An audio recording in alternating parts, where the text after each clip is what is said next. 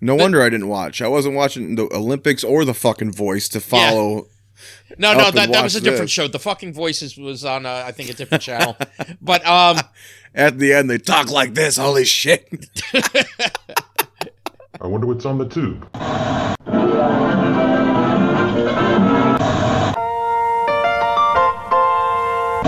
Welcome back.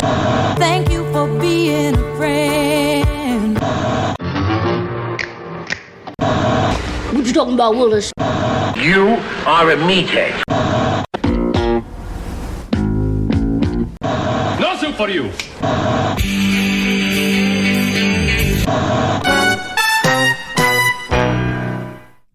don't touch that dial. Adjust those bunny ears. What time is it, Jay? It's time for group therapy. Yes, it is. Which group therapy are you going to enter, my friend? I'm going to go, I think, Swiss Cakes Anonymous or something. Swiss Cake Addicts Anonymous, perhaps. That's your poison there? God damn it. Let me know if you hear a snap in the background, because I'm also on a mouse hunt right now. Uh-oh. I'm waiting for this little fucker's demise. So if you hear it, let's all celebrate together. Okay? This little bastard. Either that or it's like all of a sudden we're going to see an anvil dropped on you or some shit or another because it's going to be like Mouse Hunt. I fucking love that movie. Yeah. Great movie. No, this little fucker shit on my spoons. He deserves to die. Oh. Ooh. Now imagine I didn't see that. I'm just like, these Cocoa Puffs taste great. Oh, what's this flavor? I've never tasted this. Fuck. Anyway, we're here to talk about, I got my Central Perk hat on here in memoriam of old Matthew Perry. Mm-hmm. Which is one of the individuals we'll be talking about tonight. Oh, yes. Man. We covered Friends on our first episode. He had several other shows. I know, Studio 60 on the Sunset Strip. I don't think that was more of an hour-long drama. Yeah. I remember watching it, but I don't remember. And it was kind of, what was the guy who did like West Wing, wasn't it? I think so. And the Aaron strange Sorkin, thing is that who it is? It came out the same time as 30 Rock. And it was kind of like, like you had two shows. You had the drama and you had the comedy loosely based on. And, the comedy won. He had Mr. Sunshine, which I originally kind of thought we could cover, because I remember watching through that and thinking it was kind of funny, but it apparently wasn't streaming anywhere anymore, even though I think I watched it on Hulu at one point, or Netflix, it's gone. He had the several season run on the Odd Couple reboot. Yes, your favorite. I did not like any of the episodes I've seen, but then we have tonight's show, Go On, which I kind of forgot existed because I don't think I ever watched this when it aired. Yeah, this was 2013-14, right? 2012-13. Started in August. Actually, the first episode premiered after the Summer Olympics. Oh. It's kind of strange that Matthew Perry's kind of the face of it, considering how many recognizable people kind of are on here. Yes, this is definitely an ensemble type of comedy, but a lot of familiar faces. Harold and Kumar. Yeah. Is it John Cho, is that his name? Yes. Great actor. And at this point, he could have been the face of a series. I mean, it's kind of weird that he's kind of considered a secondary, but, Mm-hmm. Do you want to go over the premise of this show? Yeah, let's go over the premise. We got Matthew Perry, who's just come off of what life event happened to Matthew Perry's character Ryan King? Yes, he lost his wife. His wife has passed on. We learned in one episode it was a car first accident. episode. She was texting, right? Yeah, she was texting while driving and got in a car accident. Yeah, and he is a sportscaster, which is interesting considering on Odd Couple he also plays the sports writer, right? So, yep, Oscar Madison, yes. One trivia fact, I didn't see many, but it said his first line on this show and his first line on the Odd Couple that he was on are the same exact line. Oh, that I did not realize. I didn't say what the line was, but I'm assuming something to do with sports, considering. Most likely. Which lends itself to a lot of of sports guest stars on this. Yeah, in fact, the first episode of which he's coming back to work. He wants to come back to work early after the loss of his wife. They want him to, go get some counseling before coming back, but he wants to start back. And he has the, I don't know, like, you're not much of a sports guy, right, Jay? No. Yeah. No. He has the... I play pocket pools, that count? Hey, now. He has the famous wide receiver, Terrell Owens, who's, also known for, controversy as well, on the first episode. And, he finishes the interview with him, and then everything seems fine. Then they're in the parking garage, and Terrell is driving through the parking garage. We don't know it's Terrell yet, but Matthew Perry's character Ryan, he sees him basically looking at his phone and driving, and he throws his fruit that he was given, as a welcome back there, and at Terrell's car there. So and he shows up in multiple episodes. At least one more. He becomes one of his assistants at K-Ball. Yeah.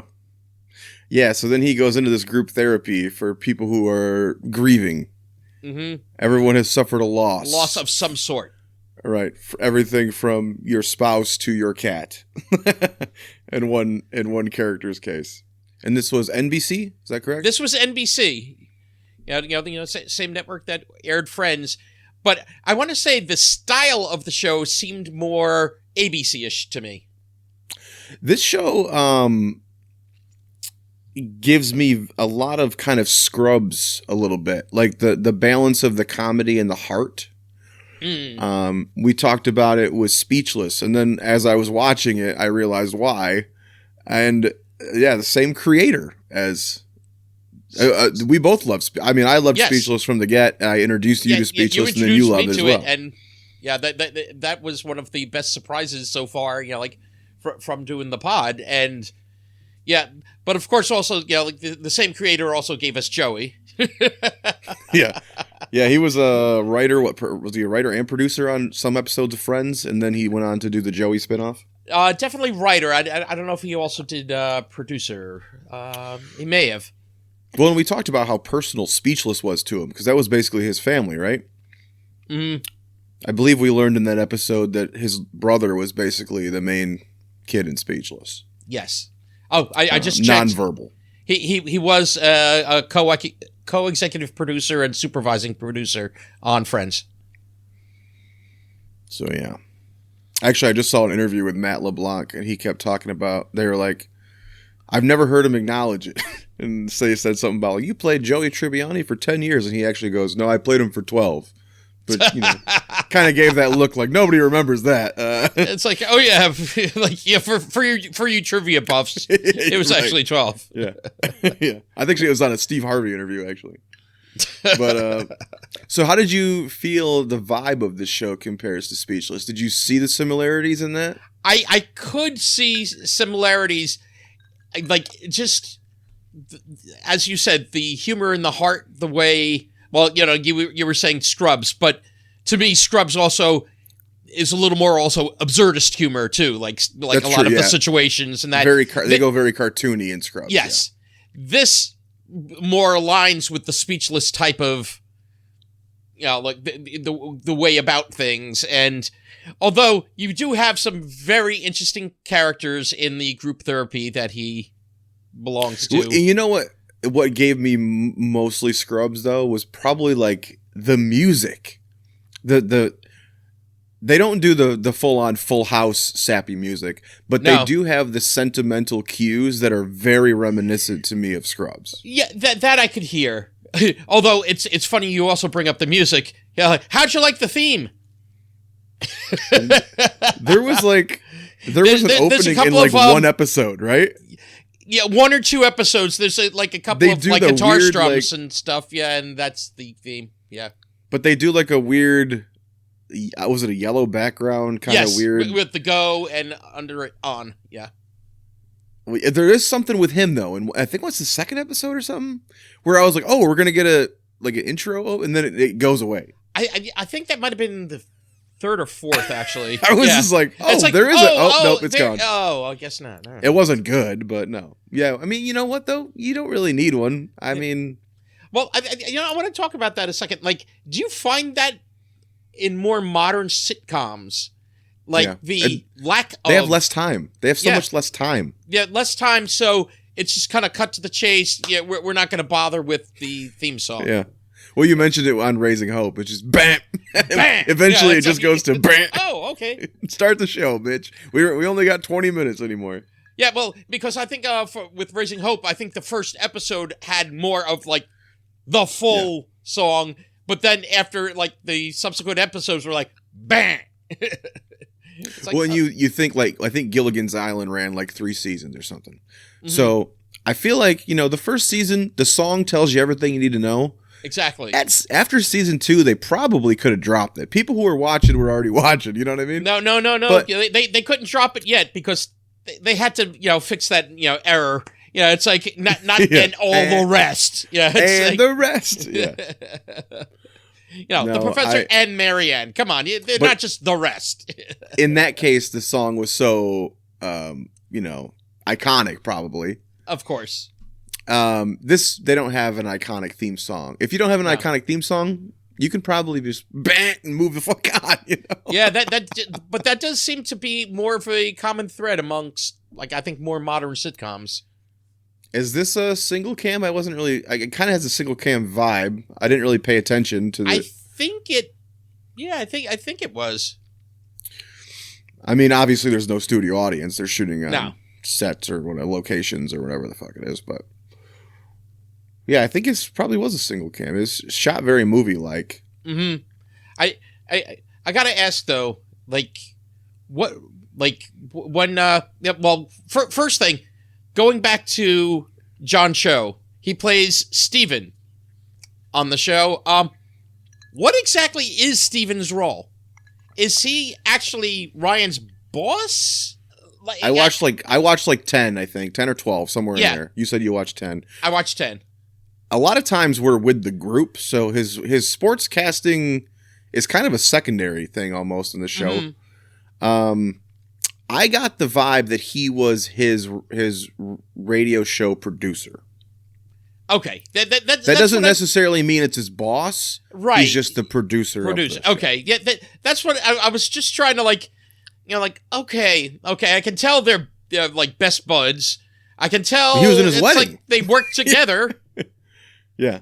But yeah, what exactly the relationship was kind of like at the one episode, I don't know if you saw the one with the mascot uniform.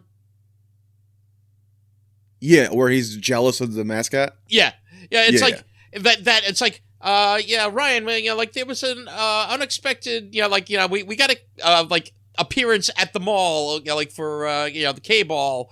It's like, I got to keep these things. So I guess producer sounds more along the lines of, Well, did you watch the final episode? Yes, I did. So it seems he was in his wedding. He was at the wedding. And definitely. he says in the one episode, I don't know if it was the same one or not, how he met his wife was she was the daughter of his first radio boss. I think, yeah. Wait, like the guy who ran his first radio program was. She was his boss's daughter, I believe is what he says. I think that's what, So you have to think that was probably a little while ago. Mm-hmm. He's not a young whippersnapper in the show. He's got to be in his 40s by now. Well, in near the final episodes, he says he's 40. He's 40 because again with his assistant, she's in her 20s. It's like, oh, when you're this old, I'll be this old. Yeah. So you have to go, okay, so he was friends long enough ago with Cho's character to have him in his wedding, and he met his wife with his first boss. So, how long has he been famous? That's true as well. You know what I mean? It's not like you said. It's not. He's 40 years old. He's not 20. He's not a new sportscaster in this. And everyone seems to know him. Like, correct. He's got his face all over the show. And people, like, there's episodes where people recognize him. Good or Sports bad. icons also, know him. Yeah, like, because also, like, some of the actual, the actual players, like, in the various sports know him and don't always have, like, a good perception of him. Yeah, do you think he's much different in a lot of his projects, or you think he's pretty much playing Chandler all the time? Huh. That's a good question. He's not as sarcastic. No. Actually, 30 Rock, the 30 Rock wit is kind of the vibe I think they're going for in this show. Like the very rapid, jokey, don't give you time to laugh, jokey. Correct. So I don't think he's as sarcastic. It's more like talking in that TV talk where nobody actually talks like that, but I still love it. Right. Like there was one joke where he was talking to Lauren about relationships. Mm-hmm. And she's like, I think it was when she called off her wedding, her engagement. She says something like, I asked for relationship advice from the person who's worst in the world at relationships. And he has some very like jokey line about like, we're just going to pretend Joan Collins and Kathy the comic strip don't exist. Oh, yeah. And you're like, I was like, that's a great funny line, but also that nobody would say that. Like, you know what I mean? Like, and it's just one of those like fire it off and it's a mouthful and move on. Yeah, unless you're an actual comedian, you wouldn't actually right. Yeah, like that wouldn't be your retort. He's a grown ass man, sportscaster. He's going to mention Kathy the comic strip. Come on. But I do love that kind of humor. That's exactly what 30 Rock is fire. Rain jokes upon you, and then you finally catch up, and then it's like, oh, commercial break. Mm-hmm. Oh, I gotta say, like in watching, this one I think we both watched on Vudu. Yes. Okay. What was your experience in watching on Vudu? I will tell you, on my TV, it was great. On my computer, not so much. And there's some issue, I don't know if you had it. The ads kept snagging, and it would crash during the ads. Now, you see, I didn't have the ad crash, but I had it where instead of going to ad where the natural break was, it, like, all of a sudden, it came back, it went for a little while longer, and then we went to ad in the middle of sometimes a sentence. Yeah, the last 2 episodes were the worst for me when I was watching those today. And it was like, it would go, I'd watch it fine, I'd get to the first ad break, and the 5 or 7 ads would end, because there's a lot of fucking ads. Mm-hmm. They would end, and then it would just go to a black screen or start loading and crash back to the menu. So I'd restart, like I'd hit play again, and it would be back at the beginning. So then I'd have to scroll to the part where I was at, and then, of course, it makes me watch the fucking ads again. Yep. Yeah. All 7 of them. Well, this is interesting, though, just like, just our experiences sometimes in, watching these streaming shows. Like last time we watched Three's Company, and that was a slog and a half because of Pluto. I've never had issues with audio Voodoo. Not lined up with video, stuck here, going back to commercial. Wait, hold on. Oh, wait, it went back to the beginning. It was... Well, and I've never had an issue with Vudu, but this is the first time I ever tried to watch Vudu streaming on my computer. Got it. Okay. I'm usually laying in bed streaming it on my TV, and I gotta say, for me, the TV app has always worked fine. Mm-hmm. Never had an issue. PC, I don't know what was going on. And I tried 2 different browsers, and it did it on both. Oh. Because I thought I'm one of the few people who still use Firefox. Oh, no, there's others out there that still do that. So it wasn't working on there, and I was like, okay, maybe it's Firefox. So I go to Bing, still didn't work, because I don't even have Chrome installed. But I tried Bing, it was the same fucking thing. Jeez. So, yeah. But again, I as you think said it's last interesting, time, though, like, as far as, like, some of these, these streamers, like, our experiences with the different, like, I watch it through a Roku. Like, I'm watching it on TV through Roku. you're watching it part TV, you know, like the app is on your TV and the other one is like on your computer. It's like, yeah, all the more reason, yeah. Actual DVDs, people. DVDs. Right back here. Physical media, and like I said, last episode you said the same thing. Physical media is king. Yep. For this very reason.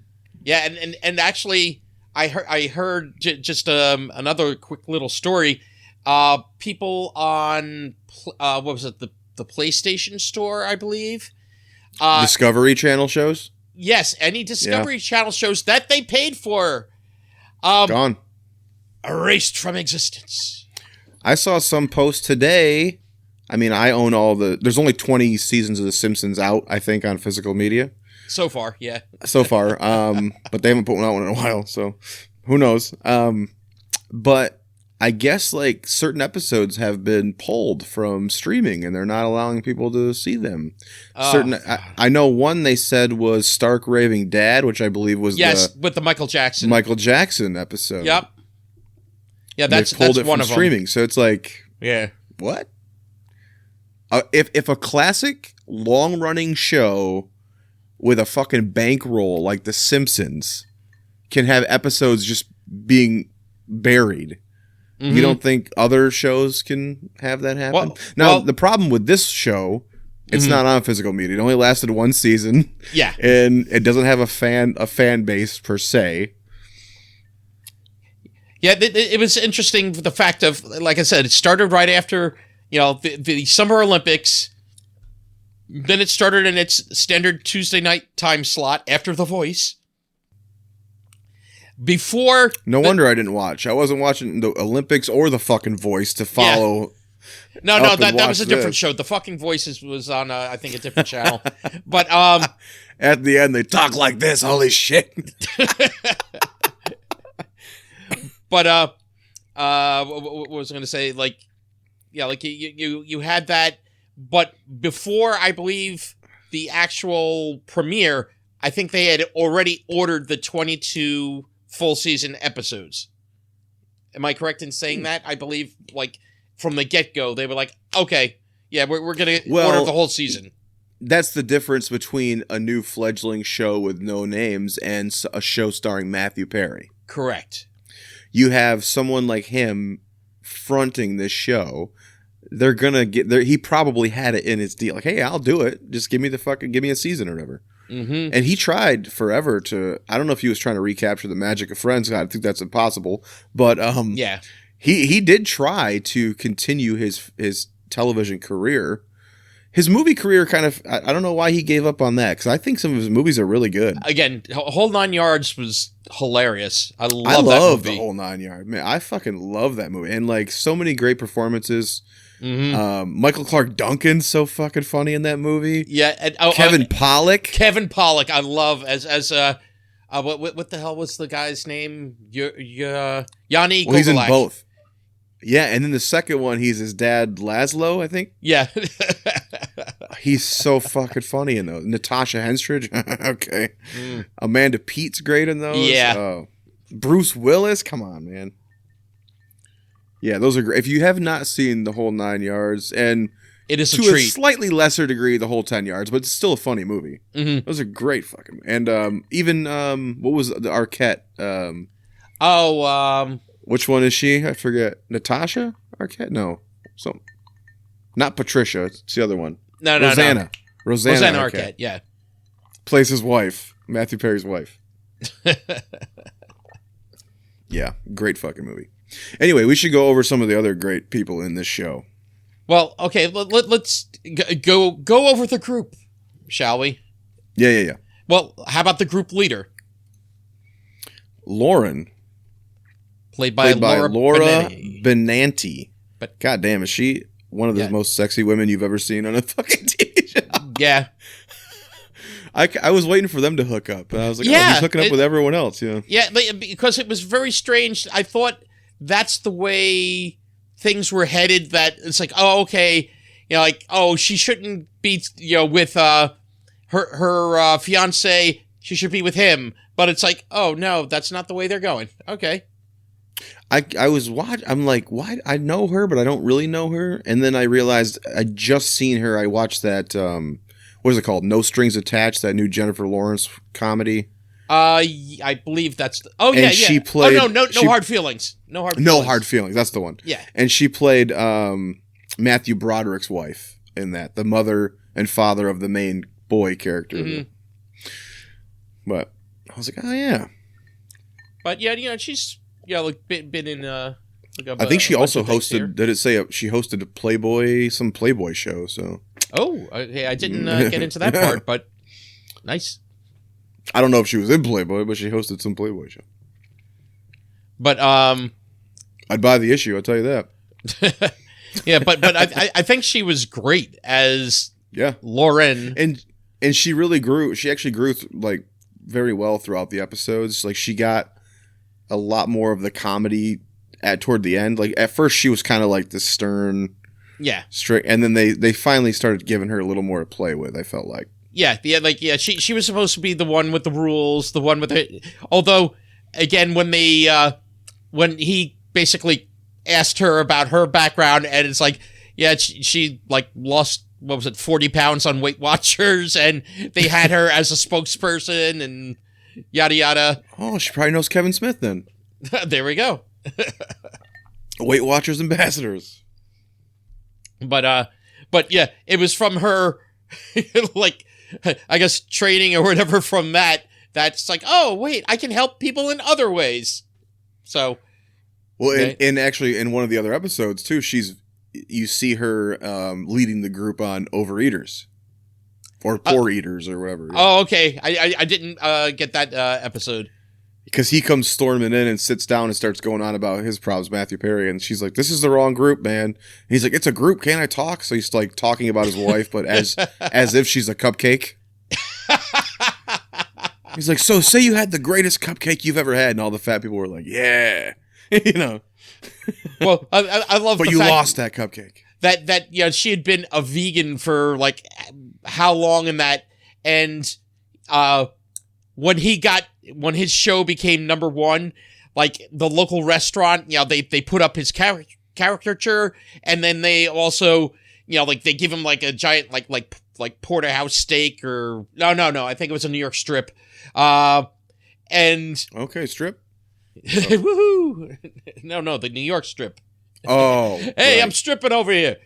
Beef.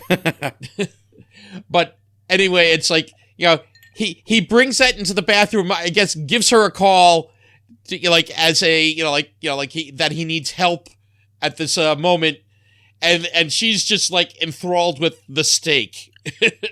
Like she hasn't had like steak in like ages. Well, there's the one episode where he shows up at her house, like he needs her for something, and she's like, "Oh, you can't come in right now. I have friends over." And he's like, "By friends, do you mean like pizza?" Yeah. That was one of the later episodes. Yeah.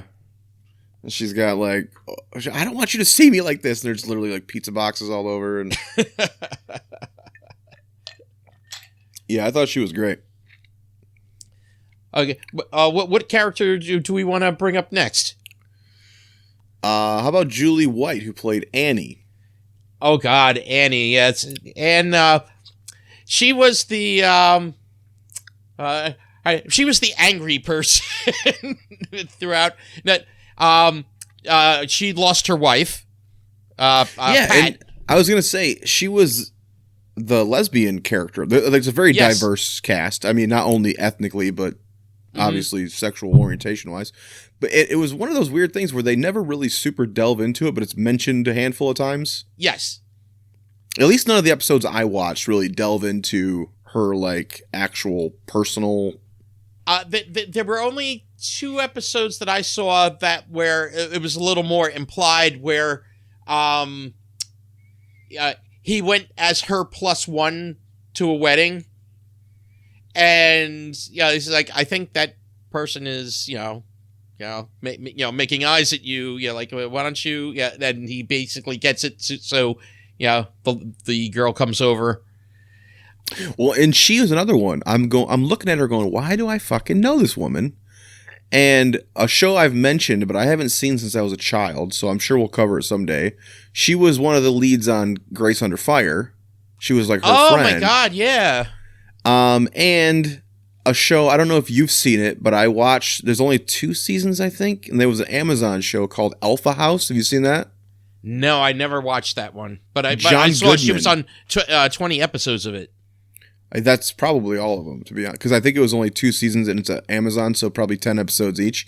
But it's a John Goodman comedy about senators who live in like a house together in D.C. Oh, okay. It's actually a really funny show. And she was, I think, one of their assistants or something. And what's the guy who's married to Kelly Ripa? He was also on it, and very funny on there. Oh shit! Married to Kelly. The Hispanic, I think he's Hispanic. Oh, Mario. No, not Cantone. Lopez. Mario Cantone, the gayest comedian ever. Yeah, he's married to Kelly Ripa. Mario Lopez is Slater from Saved by the Bell. Yeah, I don't know. I forget the Anyway, guy. I want to say Mark something, but maybe not. Anyway, that Alpha House, I'll make you do Alpha House someday, and you'll love it. I bet you will. It's another show though she was on. I saw she was on a bunch of episodes. Was Nurse Jackie? That's supposed to be also really good. That was a Showtime, right? Showtime show or something. Mm-hmm. I've heard it's great, and it won a lot of awards over the years, but I never seen it. Yeah, so I never had Showtime. Same here. Even though also I was a Sopranos fan, and right there, you got what's her name, Edie Falco as the lead. I remember, and I'm sure we'll do Grace Under Fire, like I said, but I remember her being kind of one of the standouts of that as well. Yeah, I got to go back and watch that one because I really enjoyed that show. That's a Chuck Lorre show. Wow. Okay, I didn't even realize back then. Yeah, he's been around a long time. He created a lot of fucking hits, man. Do we want to take a pause for a moment for someone that also created a lot of fucking hits? Someone we also lost. Yeah, because usually we save sad shit for the end, but yeah. Yeah, no, because we usually do it at the beginning. Well, we can save it to the end. Okay, we'll save it to the end. There was another one today I saw, so. Yeah, well, yeah, there's a couple, yeah. Yeah. But, okay, so, we have, Annie. Let me go to my one of my favorite characters, Mr. K, played by the great Brett Gelman. Yeah, one of those guys. I know I've seen him a million times, and he's always fucking funny and awkward. And yeah, he's. Did you see the one with the pennies? Was that the one? It was like one of the last episodes where they dump the ashes. Yes. Yeah. Oh my god, that fucking killed me, dude. He identifies as odd, obviously, but yes. He's like, I'm lucid but odd, and there's this great fucking scene. I think it was the second to last, maybe. Yeah, I think it was. Maybe it was the last, one of the two. No, I think it was the second to last. I think you're right. And he comes in the group, and he's like, Matthew Perry has faked dumping his wife's ashes, as in he's not really over it yet. Yeah, he dumped pancake batter. And Mr. K has figured it out. And he comes in with clenched fists, and he goes, if I wasn't holding all these pennies right now, I'd be doing air quotes. And they just kind of look at him like, whatever. And then at some point, Matthew Perry confesses, okay, yeah, I did. And then he fucking throws these handfuls of pennies on the ground. And then, like... quickly, before Matthew Perry realizes he's already picked them back up. It's 2 seconds later, he's like this again. And Matthew Perry goes, when did you have time to pick up those pennies? But then... like the whole episode goes on, and they have this whole thing where they took his wife's ashes. They're like, we're going to dump them. We're going to help you get over her. And they're in the parking lot of a gas station where he's about to drive. And he gets scared, and he throws down 2 handfuls of pennies in the parking lot. And you're like, what? Oh my god, yeah, but he's a great character. He's basically the enigma of the group. No one knows his actual last name. He's just Mr. K. Apparently, he has worked for NASA. Apparently, he was the original kid for Mr. Belvedere, but he couldn't say the one line. He did 87 takes, and they finally said, "No, we can't do this anymore." He may be gay because he really enjoyed that stripper at the bachelorette party. Right. But we don't know. He's like, he showed up uninvited as the only man at the bachelorette party. And he's always like, wanting to be around Ryan. You're like it's like, oh, we're best friends. It's like, no, we're not. When John Cho's talking to him and he's like, calls him buddy. He's like, we could be buddies? Can I call you buddy? And then he calls him buddy like every fucking sentence. He's like, can we go find other lesser buddies and make fun of them? Yeah, he was great. And again, a guy I've seen in a million things, but I would never know his name, Oh, and I love also the, they're going to have their holiday party, and it lines up with, it was also 2012 when the Mayan calendar was ending, so the supposed possible end of the world. So, yeah, he wanted an end of the world party, and they wanted a holiday party, so they just combined it. So the one where he locks them all in the balcony? Is that the same one? I think. Wait, I don't think that was that one. There was a holiday one where he keeps seeing his wife, which is a fun little aspect of the show where it's not really a ghost of his wife, but he keeps envisioning his dead wife. Oh, right. Yeah, Perry, that was, I think, that was one of the early episodes. Well, she's in, I think, 5 of them or something. But when she first appears to him. Yeah. Yeah, he's a Mr. K is great. You got Susie Nakamura, I guess how you say it, plays Yolanda. I guess she went on to star with Ken Jeong in Dr. Ken, his sitcom. Mm-hmm. She was his wife. She also, she was on, that's right, Dead to Me. She was in that one with Christina Applegate and why do I keep forgetting it? Linda Cardellini? I think that's... Mm-hmm. Yes, I said it right this way. She was also on some other shows like Tacoma FD, which is kind of like the Reno 911-esque type of... That's the Broken Lizard guys, the fire department one, right? Yep. Yeah. But yeah... I watched a little bit of that. It was kind of right. But yeah, I think her big thing was Dr. Ken. Yeah, she's funny on here. She's like the uptight, everything's got to be planned type. Yeah, everything's got to be planned. And you can't use sexual innuendo in that, because she's so uptight. One of my favorites on here was Bill Cobb's. It was funny because he's one of those guys you've seen in a million things. Yes. He played George. He plays George. He's blind. The blind in this. ex-vet. Yeah, I probably know him from one of his weirdest roles. I Still Know What You Did Last Summer. Oh my God.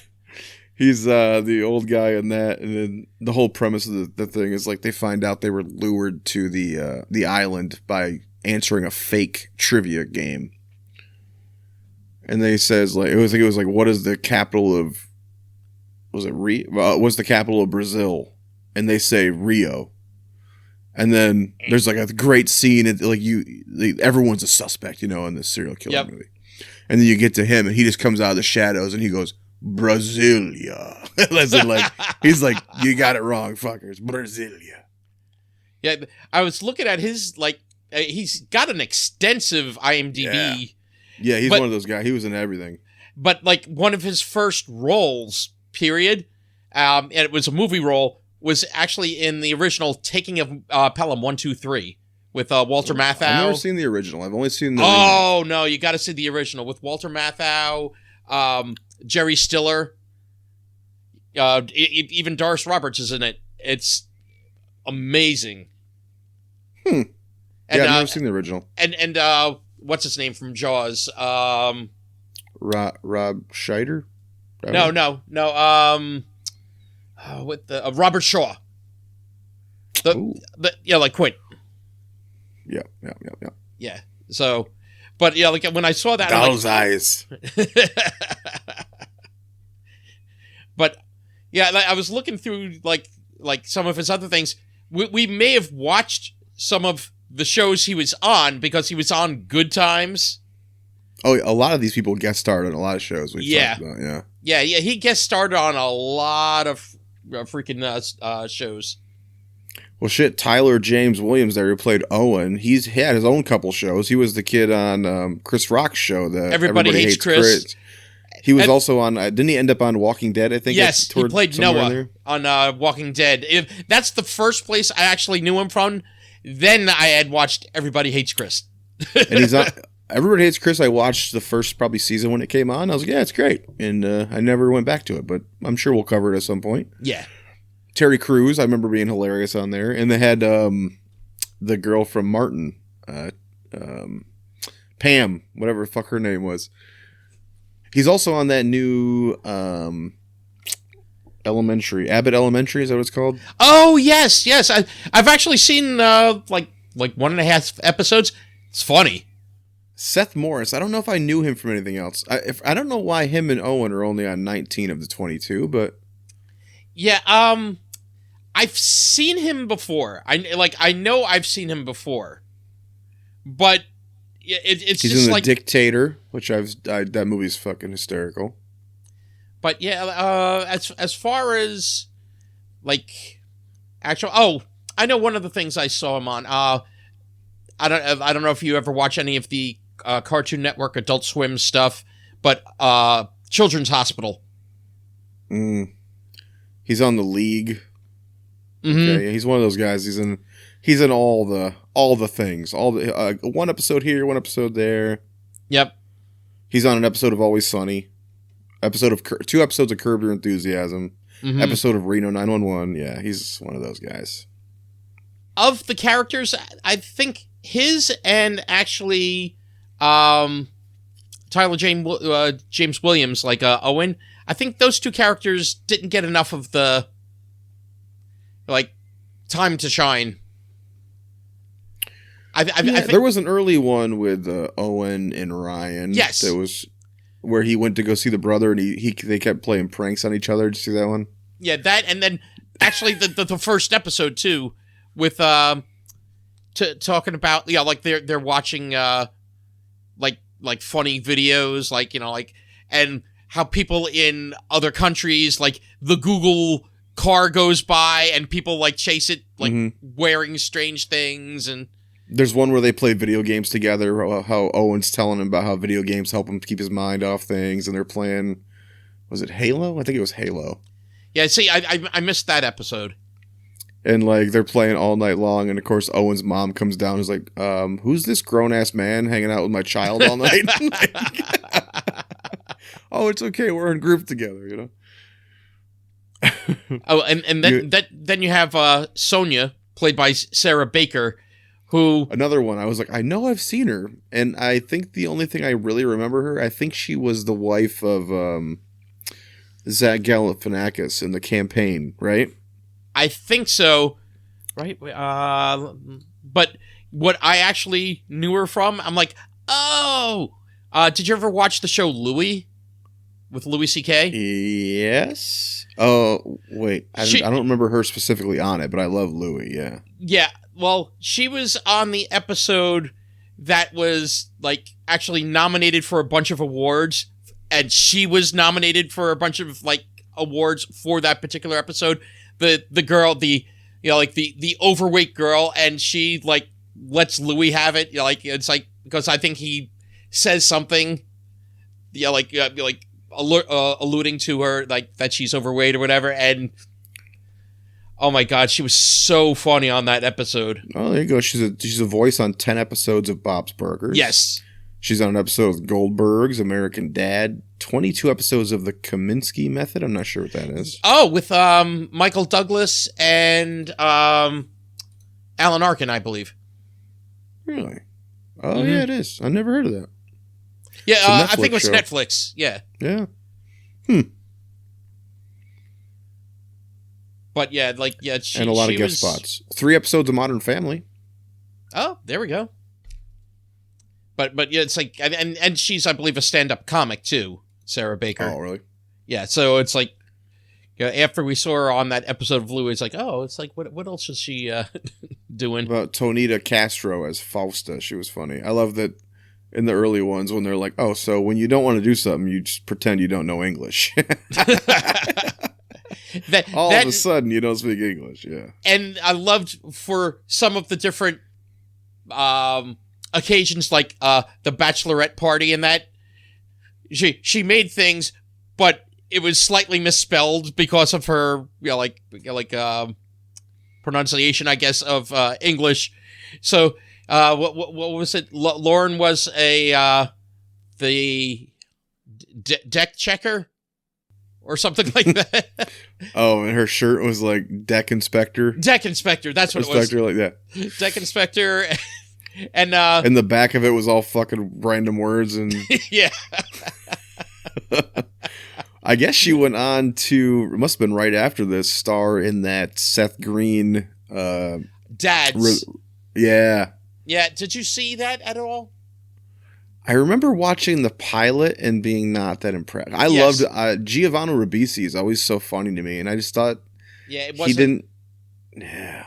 Yeah, and also I believe on that show was Brenda Song, like very easy on the eyes, and yeah, it just she's married to now. No, Macaulay Culkin. Really? Okay, I did not. He just got a star on the Walk of Fame, and she was there with him, and I was like, oh shit, that's his wife now. I think they have kids and everything. Okay, I did not know that. Because I just played some video games she was in, I think. Was it? Yeah, she was in The Quarry, I think. That horror game with David Arquette and shit. Mm-hmm. That was mainly the group. Yep, he just had his one assistant he kind of dated there toward the end. Allison Miller. She's only in 17, huh? It seemed like she was in all the ones I watched, but... Yeah, I don't know. I really enjoyed this show. It's one of those weird things where I think the subject matter maybe is holding it back a little bit. It's you think too heavy, or I mean there's heavy subjects, but I don't know. I just feel like rewatchability something, not that this show ever got that chance because they never went to reruns or anything, but I don't know. Do you think had this gone on, do you think it could have been kind of a rerun classic? Or you see, that's what I don't know. Like in watching this show, like I was saying to you before we started, it's like this show, it went down easy. It's a very funny show. It's got a lot of very great funny. All the actors are great. Yeah, and like I didn't find like anything as far as like, oh, okay, particularly like, yeah, well, I don't like this about it. But at the same point, yeah, I don't know. Like there was like almost like something missing that like you're saying. I don't know if it's subject matter or... I could tell you what I would have done different, and the problem is the show probably wouldn't have happened if this were the case. I wouldn't have made Matthew Perry the lead. I would have made him part of an ensemble again. Okay. I think especially when we get to all the dating stuff, because he has a few, at least two, the assistant and the Piper Parabo, the dating stuff, kind of takes over the show. He also goes on a date with Courtney Cox. Oh, I didn't see that one. It was one of the later episodes. Yeah, she's a widow, and so like her Anne, like Anne met her at the cemetery, and decides like, oh, okay, the three of them are gonna go out for like dinner, and they all hit it off. But the thing is, it becomes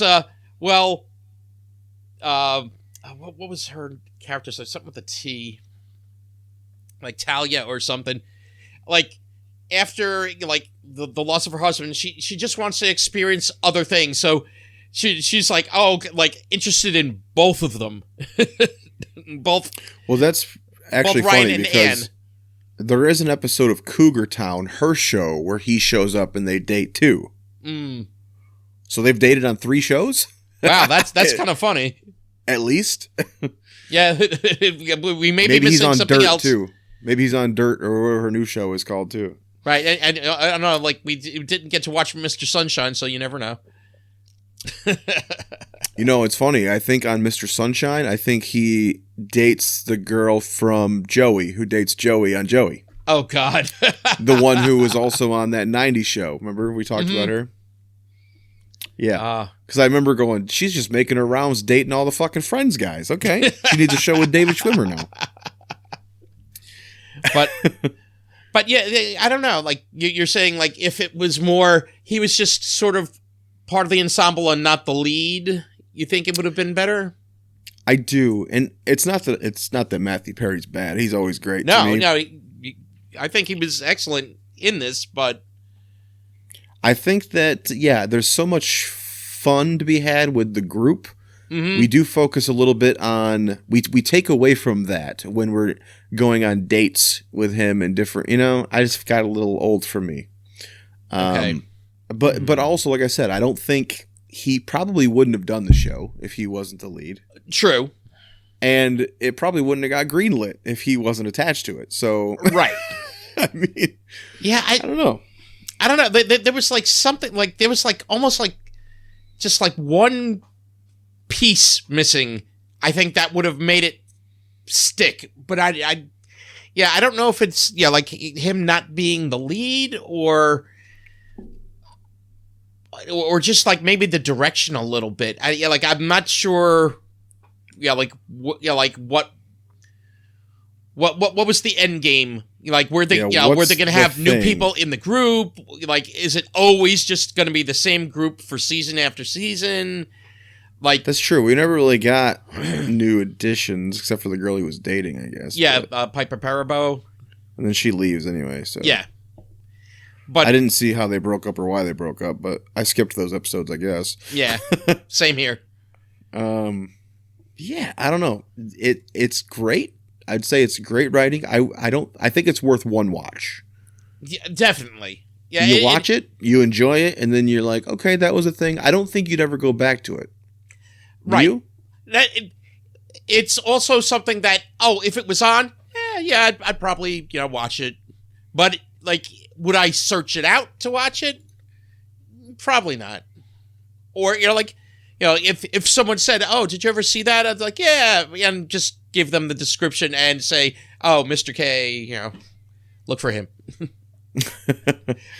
Yeah, I don't think I ever need to watch it again. I don't think you need to watch all of it. I think you can just kind of pop a few on and get the vibe you watched 12, and I watched 10, so hey, right there, 22. Yeah. But I still think that the creator, I think he's got great wit. I think he's got a great. I think obviously of the two, I would say Speechless is his fucking masterpiece. Omega. Yeah, yeah, his masterpiece. Definitely check that out.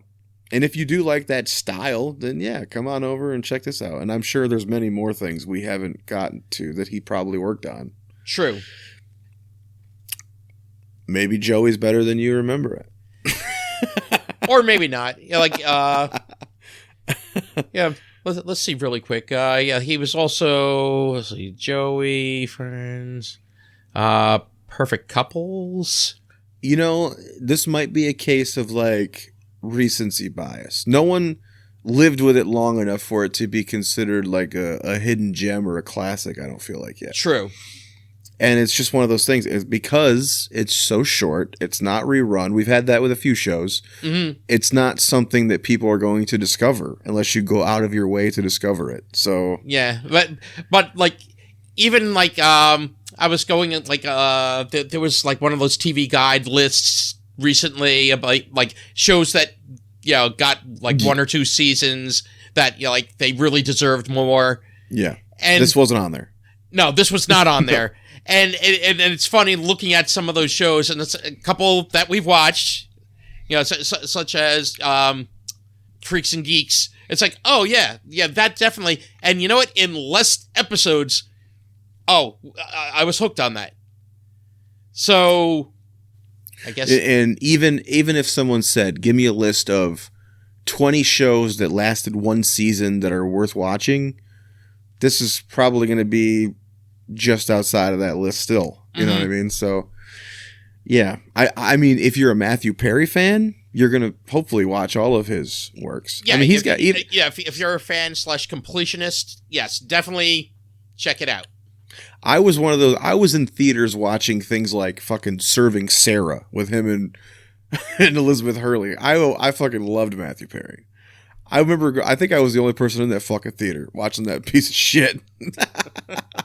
But I mean, like Fools Rush In has become like a cult classic hit with him and Salma Hayek. Mm-hmm. Great like romantic comedy. So yeah, I mean, if you're a Perry fan, watch it all.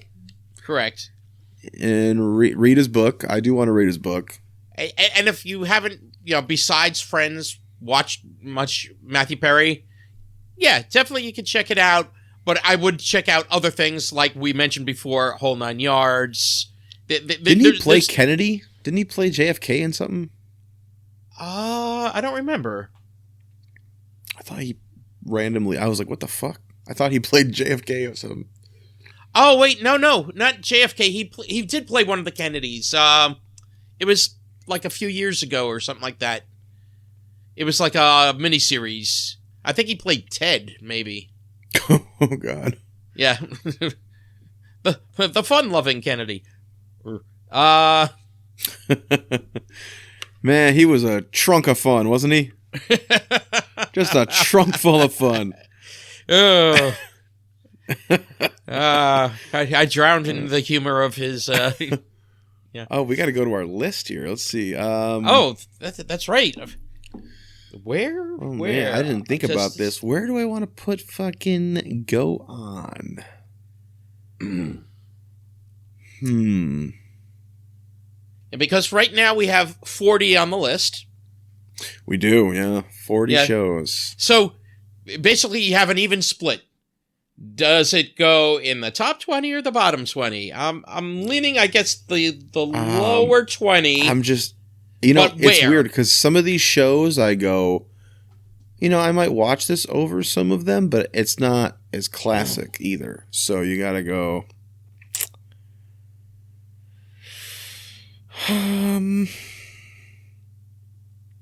I've found my position. I think Missionary. I think I'm gonna go. I think I'm gonna pop mine at number 31. That's under. That's hilarious. That's where mine is. 31. Really? Okay. Mine is just under Full House, which I have at 30, and 31 before. Now 32 was Amos and Andy. And here's the hilarity. My number 30 is Kids in the Hall, Death Comes to Town, and number 32 is Full House. Okay. So you have it just above Full House. I have it just below Full House. Correct. I think that makes sense. I mean, I have below it even things like Dharma and Greg. And I kind of do still think it's a better show than Dharma and Greg and Too Close for Comfort for me. Right. Yeah. I think that's a good spot for me. Mine's going to fall at 31. That is hilarious that we both hit 31. Yeah, it's hard. It's a hard show because it is good, but you're like, it's not. We've just covered so many classics. So yeah, and again, the repeatability, repeat watching, it doesn't really garner that. You can't put this over something like Three's Company from our last episode or Addams Family or right. Even though I think this is a smarter, better written show than a lot of Three's Company. Oh yeah, like we went over. It's a lot of it is misunderstanding, miscommunication. So, okay, now you want to talk about the sad shit? Okay, yes, me, Mr. Sad. Well, let's start with Andre Braugher, who just passed as well. Yes, Brooklyn Nine-Nine. I've never really watched the show, but yeah, Brooklyn Nine-Nine I know it has a huge fan following. Base. I think you've brought up doing it on this show. It is over now, so we can cover it. Mm-hmm. Yeah, I'm trying to. Did you see who he credited with the changing his career? That I did not. Ray Romano. Interesting. He said that he'd only done dramatic work, procedurals, and all. He was like a theatrically trained actor. And it wasn't until Ray Romano offered him the role on that Men of a Certain Age, that show he did for a little bit. I think he was the third lead on that. Was there 4 guys? I think he was the third lead. Oh, that's right. And he said that Ray was the one who's like, you got comedy chops, man. Come on, let's do this. And that's when he started finding his niche, as he said. So without Ray Romano, he never probably would have done something like Brooklyn Nine-Nine. So True. But I thought it was cool that he gave Ray so much props. It's like, oh, you saw the potential in my comedy chops. Yeah, it's interesting with like serious actors or theater trained actors, how some of them can do it, and some of them just don't go there. But Carol O'Connor. I mean, we'll get to that show in a second here. A classically trained, serious actor who became one of the funniest individuals in TV history. In the Heat of the Night, and Red Foreman, we've talked about him on that 70s show. Again, a serious actor. Al Bundy, fucking a serious actor. All these guys. Hey, how about Leslie Nielsen? Nielsen. He was known as a very serious actor, and the reason, his doctor on, in the movie Airplane, and Lieutenant Frank Drebin from Police Squad and the Naked Gun movies became so funny is because he had the comedy timing by giving it a dramatic realism. Reading. Yeah. The more being a professional dramatic actor is all about realism. If you can bring that to a comedy viewpoint, oh my God, it's so fucking funny. And these those are just 4 examples. There's a million examples. But those are just 4 examples of these guys who took over television and film after they discovered, wow, you know what? I got the comedy chops, man. Exactly. But speaking of Carol O'Connor, go ahead. Yeah. The great Norman Lear passed at the ripe old age of 101. Is that all? Yeah. God damn. Can you imagine living to 101 years old? Wow. Yeah, but can you imagine the legacy that he left? God damn. That's let's name a few here. Yeah, you start. All in the Family. Good Times. Jeffersons. Maude. He also worked on Sanford and Son. Sanford and Son. Family Ties. Oh, not Family Ties.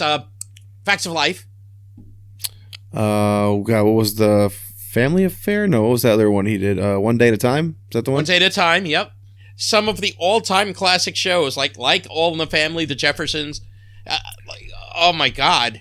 Those what a 2. Legacy. And if you throw Good Times in there, I would say 3 of the greatest shows of all time. True. 3 of the greatest shows to ever grace your screens.